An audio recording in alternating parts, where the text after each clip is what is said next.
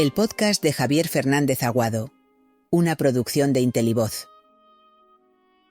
¿Cómo razona un déspota? El próximo 21 de mayo de 2024 será presentado en Madrid mi nuevo libro. Lleva por título Entrevista a Stalin, la lógica de un dictador. Ha sido cuidadosamente editado por la editorial Colima. Estará disponible en librerías antes de finales de abril. He dedicado copiosas horas a reflexionar sobre las argumentaciones que convirtieron a este seminarista georgiano en el segundo mayor asesino de la historia. Por delante se encuentra Mao. El tercer puesto del ranking lo ocupa Hitler. Como en casos más cercanos a nosotros, me refiero a específicos grupos terroristas, quienes han sido, como Stalin, alevines de intermediarios entre Dios y los hombres, pasan a erigirse, al dilapidar la fe, en jueces supremos de quiénes han de vivir y quiénes han de morir. Es el resultado de la inicua transición de ángeles a demonios. En mi estudio, me he esforzado por respetar los razonamientos de Stalin. Se trata de una entrevista, no de un interrogatorio a un asesino medio confeso y nunca arrepentido. Además de profundizar en sus obras y en numerosas biografías y hagiografías, he conversado con comunistas y ex-comunistas. Solo quienes han pertenecido a uno de esos colectivos en los que las respuestas son necesariamente las mismas y cuestionarse el sistema es traicionar, pueden captar en profundidad las ideologías especulativamente endogámicas. De ahí el aborrecimiento de los marxistas a Arthur Koestler, El cero y el infinito, o Memorias, Alexander Bergman, El mito bolchevique, George Orwell, Rebelión en la granja, o Sergei Kurdakov, El esbirro. El principal refractario es quien, tras haberse dejado seducir, conoce las perversidades del engranaje que supuestamente resuelve todos los problemas y en realidad destruye la naturaleza humana al cancelar radical e imperiosamente la libertad.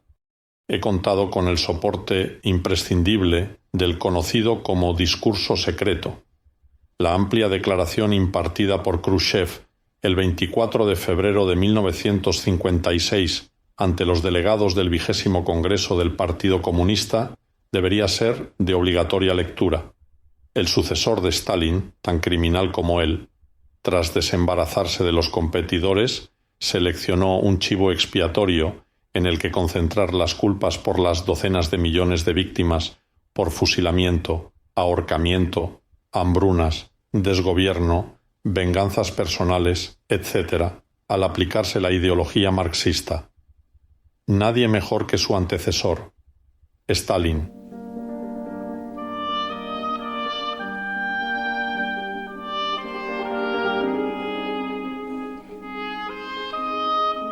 He aquí una de las innumerables perlas que pueden leerse en ese documento, que he incluido como anexo de mi charla con Stalin.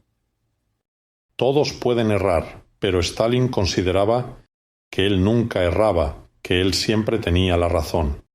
Nunca reconoció ante nadie que él se hubiese equivocado jamás ni en la menor cosa, a pesar del hecho de que no fueron pocos sus errores en cuanto a las actividades teóricas y prácticas. Después del Congreso del Partido, es posible que tengamos que revalorar muchas de las operaciones militares de la guerra para presentarlas en su perspectiva de vida. Las tácticas que insistió en imponer Stalin sin conocer la esencia de la conducta de las operaciones militares nos costaron mucha sangre.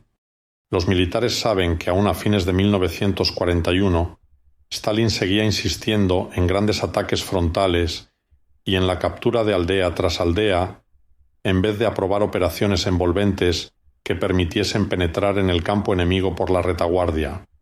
Por esta razón sufrimos muchas bajas hasta que nuestros generales, sobre cuyas espaldas descansaba el peso de la conducción de la guerra, lograron cambiar la situación y pasar a un tipo de operaciones más flexibles, que inmediatamente produjo en los frentes serios cambios muy favorables a nosotros.